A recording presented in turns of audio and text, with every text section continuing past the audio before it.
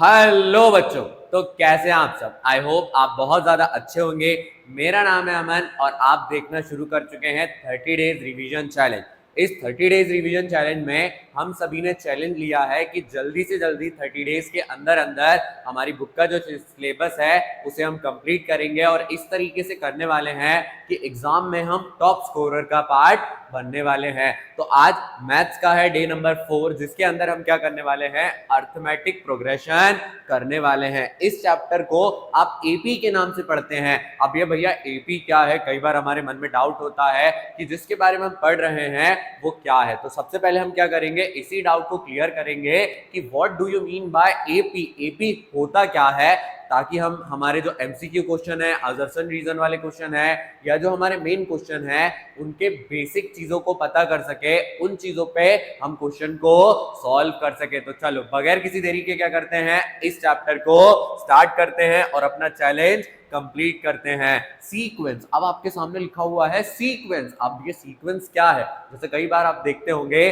कि ऑर्डर आगे बढ़ रहा है, 1 2 3 4 5 7 9 11 इस तरीके से चीजें बढ़ रही हैं, तो वहां पर एक सीक्वेंस चलता है। तो कई बार हमारे मन में डाउट आता है, भैया ये सीक्वेंस क्या है, आप इस सीक्वेंस में ऐसा क्या देखते हैं। तो देखो क्या बताया गया, a sequence is an arrangement of numbers in definite order to some rule. क्या बताया जाता है कि सीक्वेंस और कुछ नहीं, क्या होता है, ये अरेंजमेंट ऑफ नंबर होता है। क्या होता है, अरेंजमेंट ऑफ नंबर होता है। और ये हमेशा कैसे चलता है, डिफाइनाइट ऑर्डर में चलता है। यानी आप कह सकते हैं सीक्वेंस एक सीरीज ऑफ नंबर होता है या नंबर की एक लिस्ट रहती है जिसमें जो नंबर रहते हैं वो डिफाइनाइट पैटर्न से क्या करते हैं, आगे बढ़ते हैं। जैसे आपने टेबल्स में देखा होगा 5 1 5 5 2 10 5 3 15 5 4 20, वो नंबर क्या करते रहते हैं, आगे बढ़ते रहते हैं। सिमिलर उसी मैनर में अगर हम देखें, सीक्वेंस में जो नंबर रहते हैं वो एक डिफाइनाइट ऑर्डर से आगे बढ़ जाते हैं। The various numbers occurring in sequence are called its term। जो नंबर आपके सीक्वेंस में आ रहे हैं या लिस्ट में आ रहे हैं उन्हें हम क्या कहते हैं, टर्म्स। उन्हें हम क्या कहते हैं, टर्म्स कहते हैं। यानी पहला, जैसे सीरीज स्टार्ट हुई 5 7 9 11, तो 5 पहली वाली टर्म है, 10 दूसरी, 7 दूसरी वाली टर्म है, 9 तीसरी वाली टर्म है, 11 चौथी वाली टर्म है। यानी जो टर्म रहती है वो एक के बाद एक क्या करती जाती हैं, आती जाती हैं। We denote the term by the sequence A1 A2 A3। और आगे हम कंटिन्यू कर सकते हैं। जो हमारा AP रहता है उसके सीक्वेंस में हम टर्म्स को कैसे डिनोट करते हैं, पहली टर्म को हम बोलते हैं A1, दूसरी टर्म को हम क्या बोलते हैं, A2, थर्ड टर्म को हम बोलते हैं A3। इस तरीके से जो हमारी ये सीरीज रहती है वो आगे की ओर क्या हो जाती है, बढ़ जाती है। तो हम क्या देखते हैं कि जो सीक्वेंस है उसकी जो टर्म्स रहती हैं वो A1 A2 A3 A4 इस तरीके से अपने आप को कंटिन्यू करती हैं। In general the number at the nth place. अब भैया ये nth प्लेस क्या है, जैसे कंसिडर करिए कि आपको बोला गया कि फलानी फलानी नंबर की टर्म है। अब भैया ये क्या हो गया, ये कौन से नंबर की टर्म है, जैसे एक एपी में 50 टर्म है तो हम लास्ट वाली टर्म को या तो एल कह सकते हैं या तो nth टर्म कह सकते हैं, या तो एक एपी है, आपको नहीं पता उसमें कितनी ज्यादा टर्म है, तो किसी एक नंबर की टर्म को डिनोट करने के लिए जो हम यूज करते हैं वर्ड, उसे हम क्या बोलते हैं, nth टर्म। क्या बोलते हैं, nth टर्म। तो जो नंबर हमारे nth टर्म पर होता है उस टर्म को हम डिनोट करते हैं an से। किससे डिनोट करते हैं, an से। और an को हम क्या बोलते हैं, nth टर्म। कौन सी टर्म बोलते हैं, nth टर्म कहते हैं। तो हमने देखा कि सीक्वेंस में जो nth प्लेस पे, nth प्लेस आपकी सीक्वेंस के किसी भी वैल्यू को कहा जा सकता है, उस प्लेस पर आने वाली टर्म को हम क्या बोलते हैं, an। क्या बोलते हैं, an कहते हैं। और अगर हम ध्यान दें, a sequence having finite number, अगर एक पर्टिकुलर सीक्वेंस में फाइनाइट नंबर है, ये फाइनाइट नंबर क्या है, जैसे आपसे कहा गया कि एक सीरीज है जो कि 10 डिजिट पे खत्म होने वाली है, यानी उसमें 10 नंबर होने वाले हैं, तो 10 उसकी लास्ट वाली टर्म होगी। एक सीरीज है जिसमें 50 टर्म है, 20 टर्म है, 15 टर्म है, तो जिनमें एक फिक्स नंबर ऑफ क्या रहते हैं, टर्म्स रहते हैं, उन्हें हम क्या कहते हैं, फाइनाइट सीक्वेंस। क्या कहते हैं? Finite sequence. और अगर हम बात करें उस सीक्वेंस में जिसको आपको पता नहीं है कि कितनी टर्म्स यहाँ पर प्रेजेंट है, ऐसे सीक्वेंस को हम क्या कहते हैं? Infinite sequence. क्या कहते हैं? Infinite sequence. तो हमने क्या देखा कि सीक्वेंस क्या है? सीक्वेंस एक ऑर्डर ऑफ नंबर है, अरेंजमेंट ऑफ नंबर है, जिसमें वो कैसे चलते हैं? डिफाइनाइट ऑर्डर में चलते हैं। उसकी टर्म्स को हम डिनोट करते हैं A1, A2, A3। जो अलग अलग टर्म रहती है, पहली टर्म A1, दूसरी टर्म A2। अगर उस पर्टिकुलर एपी में किसी नंबर को आपको डिनोट करना है, किसी पर्टिकुलर नंबर, जैसे एक एपी है जिसकी 29 टर्म है, तो उसे हम कहते हैं nth टर्म। क्या कहते हैं? nth term. और जो nth टर्म रहती है उसे हम डिनोट करते हैं an से। अब हमने देखा कि जिस पर्टिकुलर सीक्वेंस में एक लिमिटेड नंबर रहते हैं या लिमिटेड नंबर ऑफ टर्म्स रहती है, उसे हम कहते हैं फाइनाइट। और जिसकी टर्म्स के बारे में आपको पता नहीं रहता कि वो एंड करेगा या नहीं करेगा, उसे हम कहते हैं इनफाइनाइट टर्म्स। क्या कहते हैं? Infinite terms. अब भैया ये तो हो गया सीक्वेंस क्या होता है, सीक्वेंस की टर्म्स क्या होती हैं। जल्दी से क्या करते हैं, इसमें लगने वाले फॉर्मूलाज को पढ़ लेते हैं ताकि क्वेश्चन को हम आसानी से सॉल्व कर सके। तो आ गए हम किस पर? क्वेश्चन पर। General term nth term of an AP. अगर आपको याद करो पीछे हम nth टर्म पढ़कर आए, उस टर्म को निकालना रहे, उस टर्म को क्या करना रहे? निकालना रहे। तो उसको हम कैसे निकालते हैं? उसको हम निकालते हैं an is equal to a plus n minus 1d। यानी आप क्या कर सकते हैं, a क्या है? a पहली वाली टर्म रहती है, कौन सी रहती है? फर्स्ट टर्म रहती है, फर्स्ट टर्म को रख दो। d आपका क्या रहता है? Common difference. आप कॉमन डिफरेंस को रख दो। इनको रखकर हम क्या कर सकते हैं? n नंबर की टर्म निकाल सकते हैं। तो भैया यहाँ पर n क्या है? n आपका वही नंबर है, या आप कह सकते हैं वो नंबर ऑफ टर्म है। वो नंबर ऑफ क्या है? टर्म है, जिसको आप क्या करना चाह रहे हैं? फाइंड करना चाह रहे हैं। बट कई बार क्वेश्चन में हमसे कहा जाता है कि सीधे सीधे तो आपको निकालना आता है, बट आप कहां से निकाल कर दिखाओ? पीछे से निकाल कर दिखाओ। तो लास्ट से हम कैसे निकाल सकते हैं? अगर आपको लास्ट से निकालना रहे तो वहां पर क्या होता है? To find the nth term from the end. कहां से निकाल रहे हैं हम? nth टर्म तो निकाल रहे हैं, मगर एंड से निकाल रहे हैं। We consider this AP backward. तो हम क्या करते हैं? उसी एपी को बैकवर्ड लेने लगते हैं। जैसे कंसिडर करिए कि आपका A1 था, A2 था, A3 था, ऐसे कर करके हम लास्ट टर्म तक पहुंचे थे। कहां तक पहुंचे थे? लास्ट टर्म तक पहुंचे थे। तो जब हम आगे की ओर बढ़ते हैं तो सेकंड टर्म में हम क्या करते हैं? a प्लस डी लेते हैं। थर्ड टर्म में हम क्या लेते हैं? a प्लस 2d लेते हैं। और जैसे जैसे आगे बढ़ते जाते हैं वैसे वैसे नंबर ऑफ टर्म को प्लस करते हैं। तो बट भैया जब पीछे आते हैं तब क्या करते हैं? तो लास्ट टर्म से चलने वाली लास्ट टर्म हमारी पहली टर्म हो जाती है, जिसे हम L कहते हैं। फिर दूसरे में आप उसमें डिफरेंस को माइनस करते हो। जहां पर आगे बढ़ रहे हैं तो डिफरेंस प्लस होता है, पीछे आ रहे हैं तो डिफरेंस क्या होता है? माइनस होता है। उससे आगे और चले जाएं तो L माइनस कितना हो जाएगा? 2d हो जाएगा। और उससे आगे चले जाएं तो L minus 3d, L minus 4d, L minus 5d। तो आपको समझ में आया लास्ट टर्म से कैसे निकालेंगे? अगर लास्ट टर्म से निकालने को कहा जाए तो आपको क्या करना है? एपी को बैकवर्ड ले लेना है।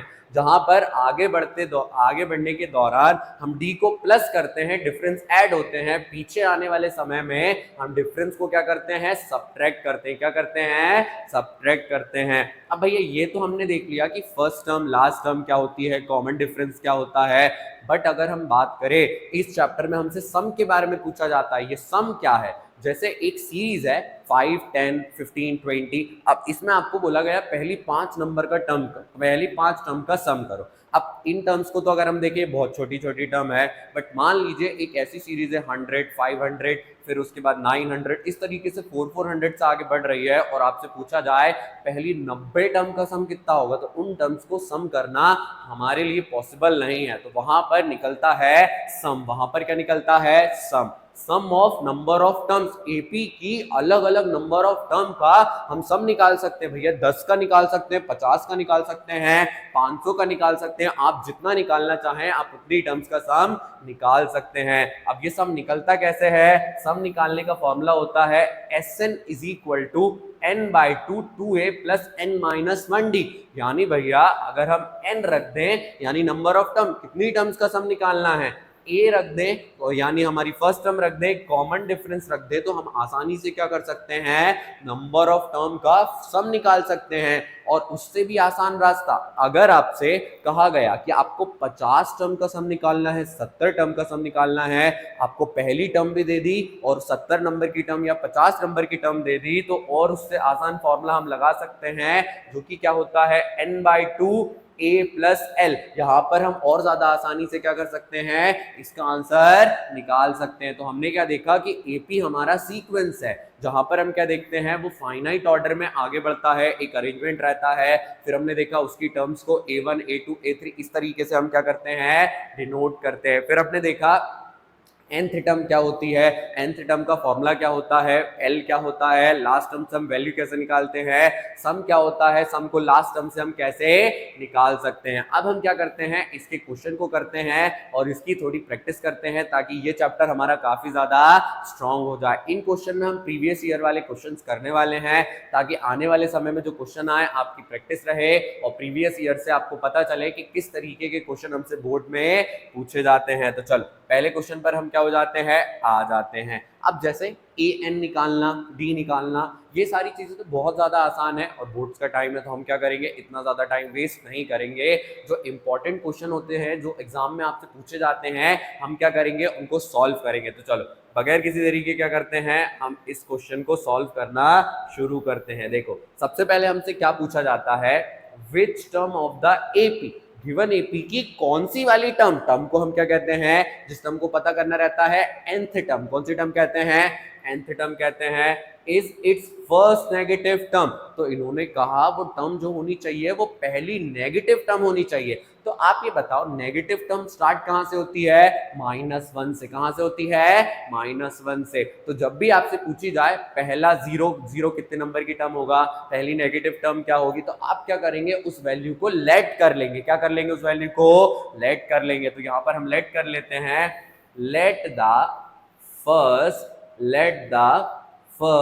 Negative term be -1। हमने कितना लेट कर लिया है फर्स्ट नेगेटिव टर्म को, -1। अब गिवन क्या दिया हुआ है, गिवन में हमें एक एपी दिया हुआ है, गिवन में क्या दिया हुआ है, एक एपी दिया हुआ है। क्या दिया हुआ है, 65 61 61 57 53 और ये आगे बढ़ रहा है। तो इसका ए अगर हम देखें, ए कितना है हमारा 65। डिफरेंस की अगर हम बात करें, a2 माइनस a1, a2 कितना है हमारा 61, ये कितना है 65। तो डिफरेंस कितना आ रहा है, -4। हमारे पास फर्स्ट टर्म भी है, हमारे पास डिफरेंस भी है, हमें n निकालना है। तो n निकालने का फॉर्मूला क्या रहता है, n निकालने का फॉर्मूला रहता है an, जो कि क्या होता है, a प्लस n-1 d। अब अगर हम ध्यान दें, हमने उस टर्म को लेट क्या किया है, -1, तो उस टर्म की जगह कितना रख देंगे, -1 रख देंगे। a कितना है 65 रख देंगे। n तो हमें निकालना है, डिफरेंस कितना है हमारा -4।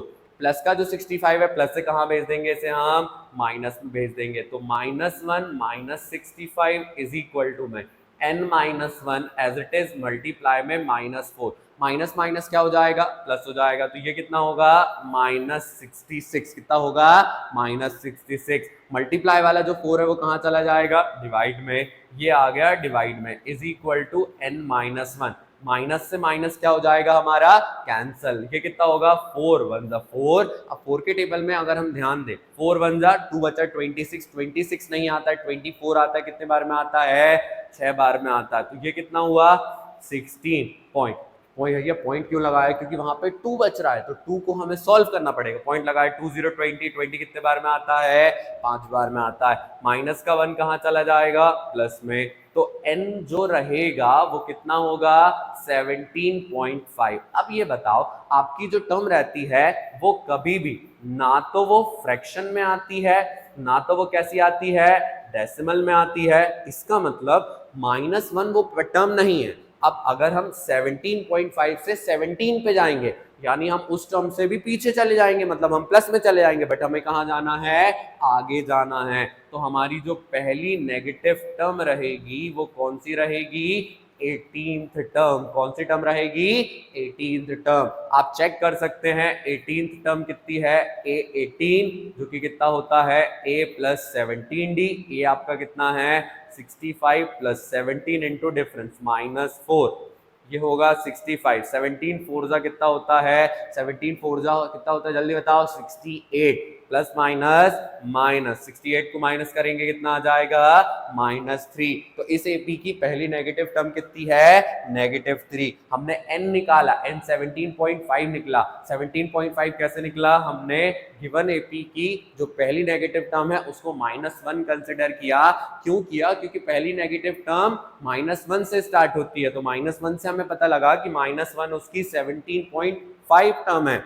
तो उससे आगे बढ़े तो 18th टर्म पहली नेगेटिव टर्म होगी जो कि कितनी है -3। अब क्या करते हैं, अगले क्वेश्चन पर आ जाते हैं। अगला क्वेश्चन क्या है हमारा, देखिए how many terms are there in AP. एक एपी में कितनी टर्म है, मतलब हमें क्या पता लगाना है, टोटल नंबर ऑफ टर्म पता लगाना है। और क्या बताया गया, यहाँ पर हमें बताया गया फर्स्ट, उसकी फर्स्ट टर्म कितनी है -14, फिफ्थ टर्म कितनी है उसकी 2, और लास्ट टर्म उसकी कितनी है 62। अब भैया इस क्वेश्चन में ऐसा क्या करना है, तो देखते हैं जो हमें गिवन दिया है, गिवन को हम क्या करते हैं, सॉल्व करते हैं। ए कितना है हमारा, ए है हमारा -14, ए कितना है -14।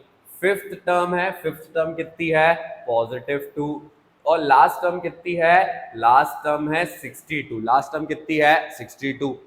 अगर लास्ट टर्म का n पता लग जाए तो हम कह सकते हैं इस एपी में इतनी टर्म है, मगर लास्ट टर्म के फॉर्मूले में क्या आता है, a आता है, n आता है, d आता है। यानी आपके पास a होना चाहिए, आपके पास d होना चाहिए, तो जाके आप सॉल्व कर सकते हैं।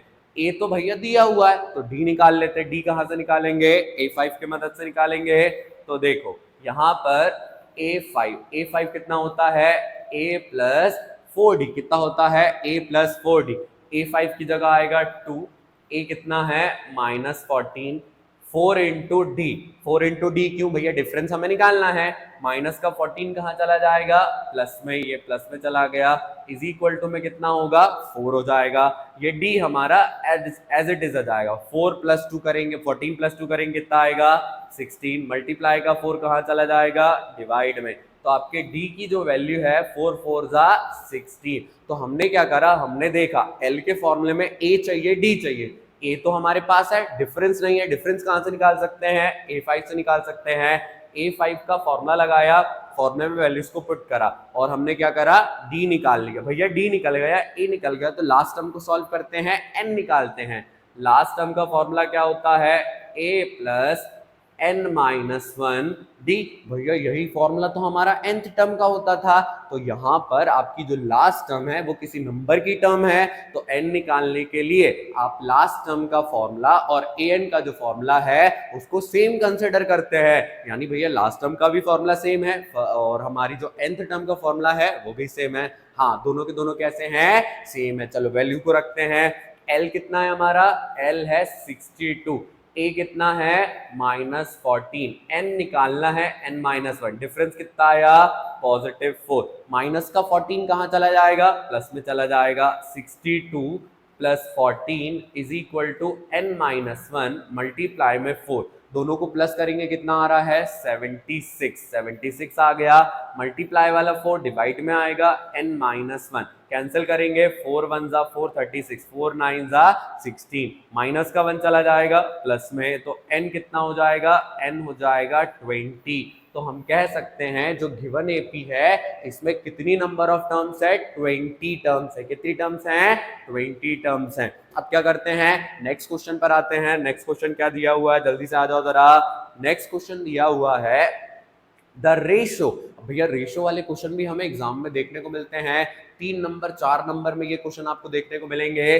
The ratio of 10th term to its 30th term. जो 10th टर्म है और 30th टर्म है उसका रेशो दिया है, उसका क्या दिया है, रेशो दिया है। तो हम क्या करते हैं, गिवन में सबसे पहले उस चीज को लिखते हैं, लिखेंगे। अब आगे भी रीड करते हैं, the sum of first 6 term, और सम दिया है पहली 6 टर्म का।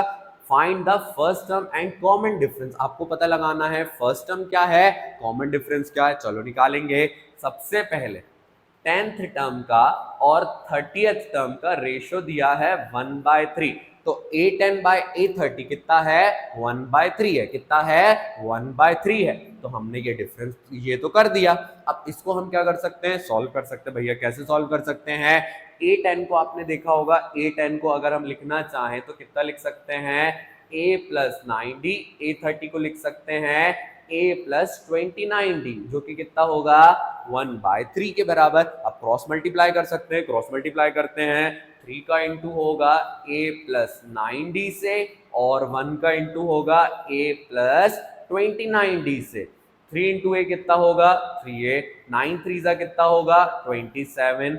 1 इंटू ए होगा 29 इंटू डी कितना होगा? 29D। जिस साइड ए बड़ा है उस साइड ए कर दो, जिस साइड डी बड़ा है उस साइड डी कर दो। तो कितना होगा? 3A minus A is equal to 29D। Plus का ए माइनस में चला गया, प्लस का 27 आ जाएगा माइनस में। ये बचेगा 2A, ये बचेगा 2D। 2 से 2 क्या हो जाएगा? कैंसल। यानी जो A है वो किसके बराबर है? D के बराबर। A किसके बराबर है? D के बराबर। यानी आप A और D को क्या रख सकते हैं? सेम रख सकते हैं। रेशो तो भैया हमने सॉल्व कर लिया। दूसरी चीज क्या सॉल्व करें जो दी है? तो याद करो, आपको दिया है sum of it first 6 term. पहली 6 टर्म का क्या दिया है? सम दिया है। तो सम अगर हमें दिया है S6 जो कि कितना है? 42। सम में अब हम क्या कर सकते हैं? फॉर्मूला लगा सकते हैं। सम का फॉर्मूला क्या होता है? ये होता है Sn is equal to n/2 2A plus n-1D। ये हमारा फॉर्मूला रहेगा। इसमें हम वैल्यूज को रखते हैं। Sn कितना है? 42। कितनी टर्म्स का है? 6 टर्म्स का है। 6/2। हम b की जगह a को रखेंगे, यानी हम डिफरेंस को और a को एक बराबर लेकर चलेंगे। तो a को a रहने देंगे, n हमें निकालना है, n-1 रहेगा। डिफरेंस हम कंसिडर करेंगे a। 2 1 जा 2, 2 3 जा, तो मल्टीप्लाई वाला जो 3 है वो डिवाइड में जाएगा। कितना होगा? 42 डिवाइडेड बाय 3। ये कितना होगा? 2A। n-1 को हम n-1 रहने देते हैं या मल्टीप्लाई कर लेते हैं। इसको हम क्या करते हैं? n हमें 6 दिया था तो हम क्या करेंगे? 6 रख लेंगे। 6-1 इंटू ए। ये 3 1 जा होगा, 3 1 जा 3 4 जा, तो ये हो गया 14। ये होगा 2A। 5 हो जाएगा, 6 में से 1 5। 5 इंटू ए कितना हो जाएगा? 5A। तो ये कितना होगा हमारा? 7A is equal to 14। 7 1 जा 7 2 जा। ए किसके बराबर हो गया? 2 के बराबर। ए किसके बराबर हो गया? 2 के बराबर। ए की वैल्यू 2 और डिफरेंस दोनों बराबर थे, तो हम क्या लिख सकते हैं? जो A है वो 2 है, जो D है वो 2 है। यही हमसे क्या करा गया था? क्वेश्चन में पूछा गया था। तो अगर रेशो वाले क्वेश्चन आए तो आपको क्या करना है? रेशो को रख लेना है, फिर रेशो को क्या करना है? सॉल्व करना है। या तो वहां पर A निकलेगा या तो वहां D निकलेगा, यानी A और D की वैल्यू आपको पता लग जाएगी। तो और जो सम दिया है उसमें क्या करना है? वैल्यू को रख देना है और उसको सॉल्व कर देना है। तो चलो जल्दी से क्या करते हैं? नेक्स्ट क्वेश्चन पर आ जाते हैं। अब ये नेक्स्ट क्वेश्चन हमें यहाँ पर क्या दिया हुआ है, क्या हमसे पूछा गया है? If the sum of first 7 term, पहली 7 टर्म का जो सम है वो कितना है? 49। कितना है? 49। तो हम क्या लिख सकते हैं गिवन में? भैया जो S7 है कितना है? S7 है वो कितना है? 49 है। और अगर हम ध्यान दें, सम ऑफ फर्स्ट 17 टर्म, पहली 17 टर्म्स का जो सम है वो कितना है? 289। तो S7 हुआ 49, S17 कितना हुआ? 289। सम ऑफ इट्स 20 टर्म, उसकी पहली 20 टर्म का सम कितना होगा? तो अगर आपको किसी भी चीज को क्वेश्चन में फाइंड करना है तो आपको क्या करना पड़ेगा? पहले जो क्वेश्चन में गिवन दिया हुआ है उसे सॉल्व करना पड़ेगा। तो इसे हम क्या करते हैं? सॉल्व करते हैं और देखते हैं इसका आंसर क्या आ रहा है, तभी जाकर हम क्या कर पाएंगे? S20 को निकाल पाएंगे। तो सम दिया है तो पहले क्या लगाना पड़ेगा? सम का फॉर्मूला लगाना पड़ेगा। क्या भैया हर क्वेश्चन में फॉर्मूला लगाना जरूरी है? हाँ, हर क्वेश्चन में फॉर्मूला लगाना इंपॉर्टेंट है, ताकि आप उस फॉर्मूले में डायरेक्ट वैल्यूज को रखें और आप कंफ्यूज ना हो। तो देखो हम लगाते हैं सम का formula Sn is equal to n/2 2A plus n-1D। ये हमने फॉर्मूला लगाया तो पहला क्या दिया है? S7 n की जगह 7 7/2। A हमें नहीं दिया है, n हो जाएगा 7 - 1, डिफरेंस नहीं दिया। S7 कितना है 49। डिवाइड का जो 2 है वो डिवाइड से कहाँ जाएगा मल्टीप्लाई में, मल्टीप्लाई वाला 7 कहाँ जाएगा डिवाइड में, 2a यहाँ पर कितना बचेगा 6d, कितना हो जाएगा 6d, 7 1 जा 7, 7 7 जा 49, 7 2 जा कितना होगा 14 is equal to 2a plus 6d। तो आप देख पा रहे हैं यहाँ पर एक इक्वेशन आ गई है, बट इसमें से अभी भी हम क्या कर सकते हैं कॉमन निकाल सकते हैं। तो कितना कॉमन निकाल लेते हैं 2 कॉमन निकाल लेते हैं, कितना बचेगा a प्लस 3d, 2 1 जा 2, 2 7 जा। तो आपकी एक इक्वेशन बन गई। LHS में से ले लेंगे, RHS में इसे ले लेंगे। जब हम साइड चेंज करते हैं तो साइन चेंज नहीं होता है। कितना होगा ये हमारा a plus 3d is equal to में 7। क्या हो गई है हमारी फर्स्ट इक्वेशन। सेकंड देख लेते हैं, सेकंड इक्वेशन क्या है हमारी S17। S17 कितना होगा हमारा, S17 होगा हमारा 17/2। a कितना है हमारा, a हमें नहीं पता, प्लस n है हमारा 17 माइनस 1 डिफरेंस का d। S17 की जगह कितना लिखेंगे 289 लिखेंगे, 289 डिवाइड का 2 आ गया मल्टीप्लाई में, मल्टीप्लाई का 17 कहाँ जाएगा डिवाइड में। इस साइड कितना बचेगा 2a, 17 में से 1 गया कितना बचेगा 16, कितना आ जाएगा 16। तो यहाँ पर लिखते हैं 16d, 17 1 जा 17, ये 17 का स्क्वायर होता है, 17 17 जा 17 इंटू 2 कितना हो जाएगा 34। एक कॉमन चीज जो यहाँ पर है वो कितनी है 2 है, तो 2 को क्या करेंगे कॉमन ले लेंगे, a प्लस 8d, ये होगा 2 1 जा 2, 2 1 जा 2 7 जा, तो a प्लस 8d जो है वो किसके बराबर है 17 के बराबर। कौन सी इक्वेशन हो गई, 2 इक्वेशन हो गई। अब आपने कई बार ऐसे क्वेश्चन करे होंगे जिनमें 2 इक्वेशन आ जाती है, हम दोनों को क्या करते हैं एलिमिनेशन से सॉल्व करते हैं। तो जल्दी क्या करते हैं सेकंड में से फर्स्ट को सब्ट्रैक्ट कर देते हैं और हमारा आंसर निकाल लेते हैं। तो देखिए हम क्या करेंगे सब्ट्रैक्ट करेंगे, क्या करेंगे सब्ट्रैक्ट करेंगे, कर देते हैं subtract first equation from second equation. आपको क्या करना है सेकेंड में से फर्स्ट को सब्ट्रैक्ट करना। भैया हम हमेशा फर्स्ट को क्यों करते हैं, हम फर्स्ट को इसलिए करते हैं क्योंकि फर्स्ट छोटी होती है और सेकेंड वाली बड़ी होती है। कैसी होती है बड़ी होती है। तो जल्दी से क्या करते हैं सब्ट्रैक्ट करते हैं। a प्लस कितने d था यहाँ पर देख लेते हैं, a प्लस था हमारा 8d और एक था a प्लस 3d। तो यहाँ पर a plus 8d is equal to कितना आया 17 और a प्लस कितना था यहाँ पर 3d, जो कि कितना आ जाता है हमारा, कितना दिया हुआ है यहाँ पर अगर हम ध्यान दें, ये दिया है 7, ये कितना दिया है 7, यहाँ लिख देंगे 7, चेंज करेंगे ये माइनस हो जाएगा, माइनस हो जाएगा, माइनस हो जाएगा, ये कैंसल, 8 में से 3d चला जाएगा, कितना बचेगा आपका 5d, 17 में से 7 गया कितना बचा 10। तो डिफरेंस अगर हम देखें 10/5 तो कितना आ जाएगा 2 आ जाएगा। यानी आपका जो डिफरेंस है वो किसके बराबर है 2 के बराबर है। तो इसको फर्स्ट इक्वेशन में रख लेंगे। फर्स्ट इक्वेशन क्या है हमारी a plus 3d is equal to 7। तो a प्लस 3 इंटू में 2 इज इक्वल टू 7, 3 2 जा कितना होगा हमारा 6, 7 माइनस 6 कितना हो जाएगा हमारा 1। यानी a हमारा 1 है और डिफरेंस कितना है हमारा 2 है। भैया a निकल गया d निकल गया तो S20 निकाल सकते हैं, हाँ S20 निकाल सकते हैं। S20 कितना होगा S20 is equal to n/2 2a plus n minus 1 d। Value रख लेते हैं, n है 20/2, a है हमारा 1 रख लेते हैं, n है 20 माइनस 1, डिफरेंस दिया है 2, 2 1 जा 2 10 जा, कितना आ गया ये हमारा 10 आ गया, यहाँ 10 रख लेंगे, ये 2 1 जा 2 होगा, 20 माइनस 1 कितना होगा 19, 19 2 जा कितना हो जाएगा 38, प्लस का 38, दोनों को प्लस करेंगे कितना आ जाएगा 40 आ जाएगा, 40 इंटू 10 कितना करेंगे 400। तो हमने देखा कि अगर हमें दो टर्म का सम दिया है तो उससे हम क्या कर सकते हैं a निकाल सकते हैं, d निकाल सकते हैं, और एक बार a और d आ जाता है तो हमसे nth टर्म पूछी जाए तो nth भी निकाल सकते हैं, सम ऑफ नंबर ऑफ टर्म पूछा जाए तो हम सम ऑफ नंबर ऑफ टर्म भी निकाल सकते हैं। तो चलो जल्दी से क्या करते हैं नेक्स्ट क्वेश्चन पर आते हैं और हमारे इन मेथड्स को और ज्यादा स्ट्रॉन्ग बनाते हैं। आ जाते हैं नेक्स्ट क्वेश्चन पे। अगर आप ध्यान दें नेक्स्ट क्वेश्चन आपको थोड़ा सा अलग दिया है, ये काफी ज्यादा इंपॉर्टेंट है, और अगर हम बात करें जो स्टैंडर्ड वाले बच्चे रहते हैं उनके लिए तो बहुत ज्यादा इंपॉर्टेंट है।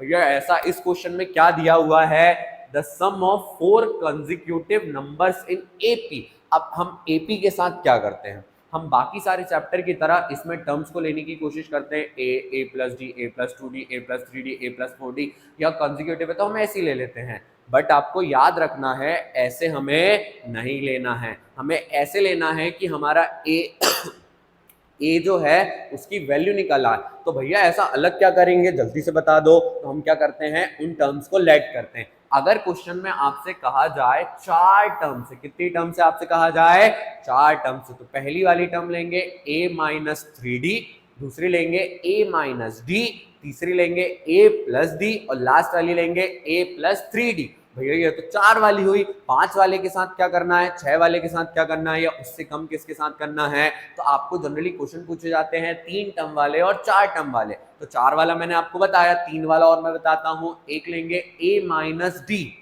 एक लेंगे a, और एक लेंगे a प्लस डी। 5 वाले के साथ क्या करते हैं आप, 5 वाले में a minus 3d, a minus d, बीच में ले लेते a, और a minus d a plus d हो जाता, a प्लस 3d हो जाता। तो सारे d आपस में क्या हो जाते, कैंसिल हो जाते। तो आपको टर्म्स को ऐसे लेट करना है कि आपके जो डिफरेंस है वो क्या हो जाए, कैंसिल हो जाए। डिफरेंस क्या हो जाए, आपके कैंसिल हो जाए। तो यहाँ पर 4 टर्म्स दिया है, तो 4 टर्म को हम क्या लेट करेंगे, let the four terms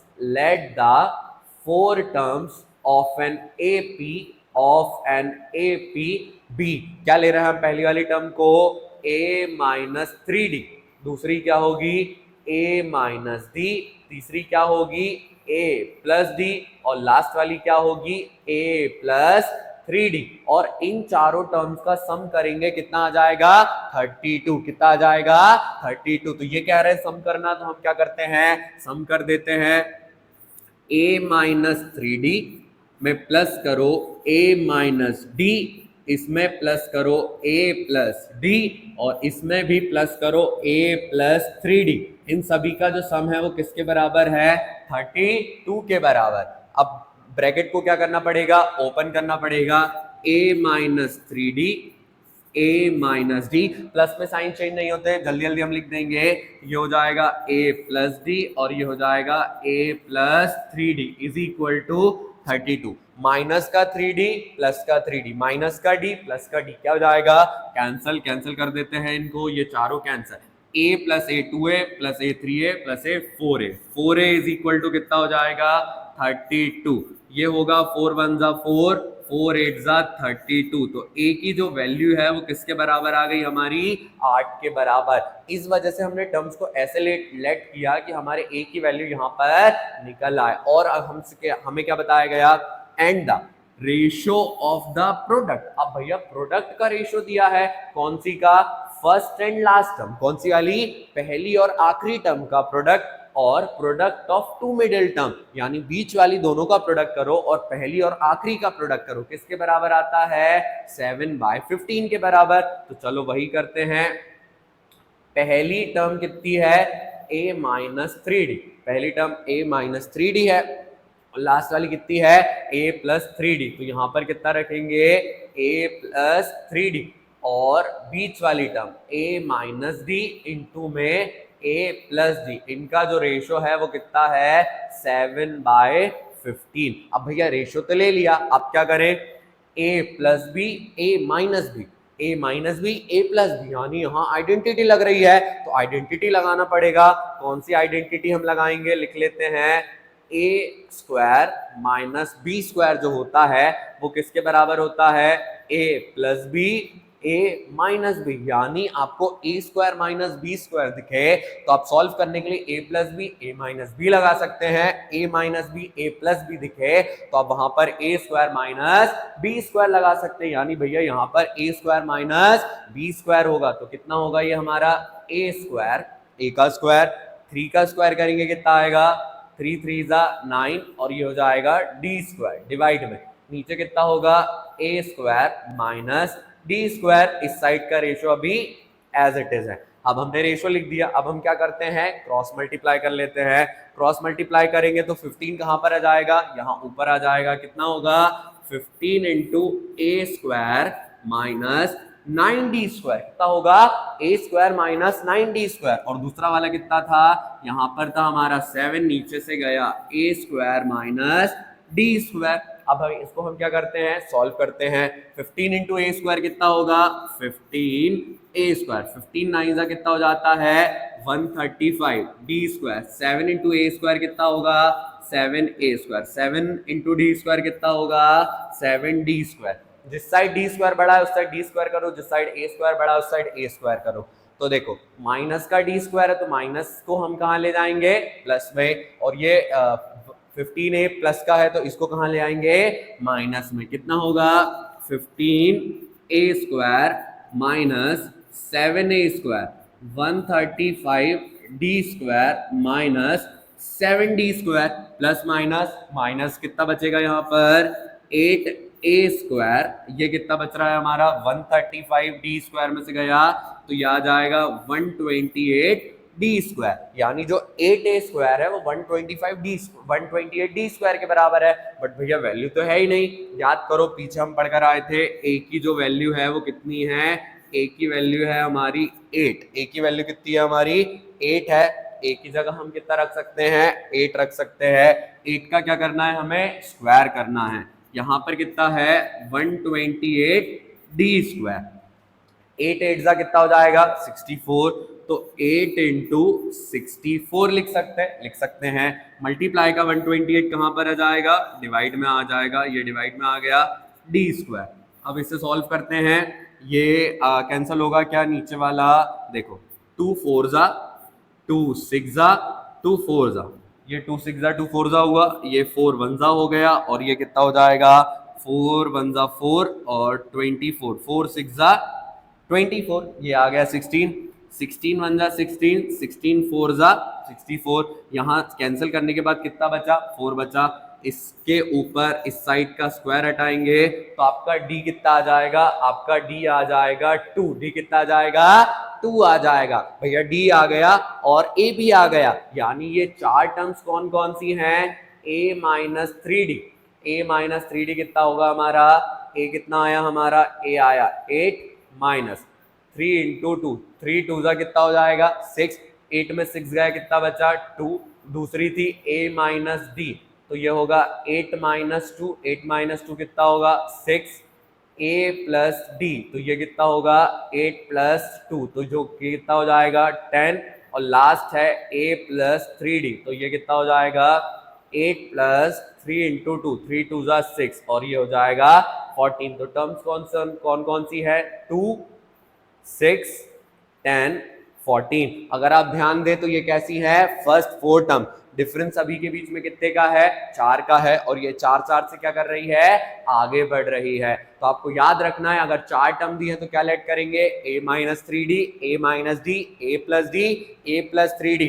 3 दी है तो क्या लेट करेंगे a minus d a plus d let करेंगे। अगर 5 दी रहती तो क्या करते a minus 3d a minus d a plus D और लास्ट वाली कितनी हो जाएगी a प्लस 3d, ताकि सारे डिफरेंसेस क्लियर हो जाएं। यानी जो d है वो क्लियर हो जाए, a की वैल्यू आ जाए और इस तरीके से इक्वेशन में आप a की वैल्यू को पुट कर पाएं। यहां पर हमने ये क्वेश्चन कर लिया है। अब एक क्या करते हैं हम, जो इक्वेशन जो कौन सा आता है आपका केस बेस्ड स्टडी में आता है वैसा क्वेश्चन कर लेते हैं ताकि ये चैप्टर हमारा कंप्लीट प्रिपेयर हो जाए। तो देखिए अब आ जाते हैं हम उस क्वेश्चन पे। अगला क्वेश्चन कहाँ है, अगला क्वेश्चन है हमारा, देखिए अब इस चैप्टर का ये रहेगा लास्ट क्वेश्चन। और अगर हम बात करें इस क्वेश्चन में हम सीखेंगे कि कैसे हमें इस क्वेश्चन को करना है और केस स्टडी बेस्ड क्वेश्चन आते हैं तो उनको किस तरीके से आसानी से आप सॉल्व कर सकते हैं। हमेशा की तरह सबसे पहले आपको क्या करना है गिवन लिख लेना है ताकि हमें क्वेश्चन में कोई डाउट ना रहे। देखिए क्या लिखा हुआ है, Toshit repays a total loan of ₹1,18,000। तो तोशित के ऊपर जो टोटल लोन है, टोटल यानी सम, टोटल यानी सम, तो हमें दिया है सम कितना है यहाँ पर 1,18,000 कितना है 1,18,000। फिर अगर ध्यान दे तोशित इसको हर मंथ क्या करता है पे करता है पहली इंस्टॉलमेंट जो ये पे कर रहा है वो 1000 की कर रहा है, यानी जो उसका ए है वो कितना है 1000, ए कितना है 1000, इंक्रीजेज द इंस्टॉलमेंट बाय ₹100 और हर मंथ 100 रुपए बढ़ा रहा है, मतलब बढ़ने को क्या कहते हैं डिफरेंस। तो डिफरेंस कितना दिया है हमें 100 दिया है, कितना दिया है 100 दिया है। हमारे पास SN है, A है, D है। अब पूछा क्या गया वो देख लेते हैं। What amount will be paid by him in the 30th installment। अब कई बार हम इसमें क्या हो जाते हैं कंफ्यूज हो जाते हैं कि टोटल 30 इंस्टॉलमेंट का बताना है या सिर्फ 30th इंस्टॉलमेंट का बताना है। तो क्या पूछा गया व्हाट अमाउंट, कितना अमाउंट उसने पे करा, कौन से वाले में 30 इंस्टॉलमेंट में, जो 30वीं इंस्टॉलमेंट है उसमें कितना पे करा, यानी हमें क्या निकालना है A30 निकालना है। A30 कैसे निकलता है, A30 निकलता है A प्लस 29D से। A कितना है 1000 प्लस 29, डिफरेंस कितना है 100, 1000 एज इट इज आ जाएगा, ये आ गया 29 इंटू 100 कितना होगा 2900, दोनों को प्लस करेंगे कितना हो जाएगा 3900, यानी जो तोशित है वो 30वीं इंस्टॉलमेंट में कितने पैसे भरता है 3900। अब what amount of loan he paid after 30th installment, कितना लोन का अमाउंट बचता है 30 इंस्टॉलमेंट के बाद। तो टोटल कितना है 1,18,000। अगर 30 इंस्टॉलमेंट तक का हम निकाल लें कि हमने कितना पे करा है और उसको 1,18,000 में से माइनस कर दे तो हमें पता लग जाएगा 30 के बाद उसे कितना करना है। तो याद करो सम के हमने दो फॉर्मूले पढ़े थे, SN is equal to n/2 2a plus n minus 1d वाला, तो उसको लगाएंगे तो बहुत लंबा रहेगा। बट देखो n/2 a प्लस l, अब भैया a प्लस l कैसे लगा लेंगे, देखो 30वीं इंस्टॉलमेंट में उसने कितना पे करा ये दिया हुआ है, फर्स्ट इंस्टॉलमेंट में कितना पे करा दिया हुआ है, मतलब 30 तक का आ जाएगा तो उसको क्या कर देंगे माइनस कर देंगे। चलो तो यही करते हैं, S30 निकालते हैं। S30 निकालने के लिए n/2 a प्लस l वाला, ये वाला फॉर्मूला क्यों लगाया है, क्योंकि हमें 30 इंस्टॉलमेंट के बाद में बताना और 30वीं इंस्टॉलमेंट का अमाउंट हमें पता है। तो ये कितना होगा हमारा 30/2, A कितना है हमारा 1000, L कितना है 3900। हम L को 3900 क्यों ले रहे हैं, क्योंकि हम सिर्फ 30 इंस्टॉलमेंट तक का निकाल रहे हैं अभी। तो ये कितना होगा कैंसिल करने पर 15, 1000 इसको करेंगे 4900, कितना जाएगा 4900, मल्टीप्लाई कर लेते हैं 15 9 135, 13 कैरी ओवर, 15 4 60, 60 और 13 73,500 वो अभी तक पे कर चुका है। तो आफ्टर 30 इंस्टॉलमेंट कितना होगा उसका, आफ्टर 30 इंस्टॉलमेंट तो ये होगा 1,18,000 में से इसे माइनस करना है 73,500। अगर हम माइनस करें तो लास्ट के 2 जीरो से 2 जीरो क्या हो जाएंगे कैंसल, 0 में से 5 नहीं जाएगा तो इसको 10 करेंगे, 10 में से 5 जाएगा कितना बचेगा 5। अब 8 में से 1 आपका जा चुका है, 8 में से कितना चला गया आपका 1 चला गया तो कितना बचा 7, 7 में से 3 जाएगा कितना बचेगा 4, 1 में से 7 नहीं जाएगा तो इसको क्या करेंगे 1 ऊपर से एक कैरी ओवर ले लेंगे, 11 में 7 गया कितना बचा 4, यानी उसको कितना और पे करना है 44,500, कितना पे करना है 44,500। तो यहीं पर हमारा ये वाला चैप्टर क्या हो जाता है कंप्लीट हो जाता है। अब आपको क्या करना है इन क्वेश्चंस को प्रैक्टिस करना है, साथ ही में इनके जैसे क्वेश्चन को प्रैक्टिस करना है ताकि आपका ये चैप्टर काफी ज्यादा स्ट्रांग हो जाए। तो चलो कल मिलते हैं नई वीडियो के साथ, जब तक के लिए आप पढ़ते रहिए। Thank you.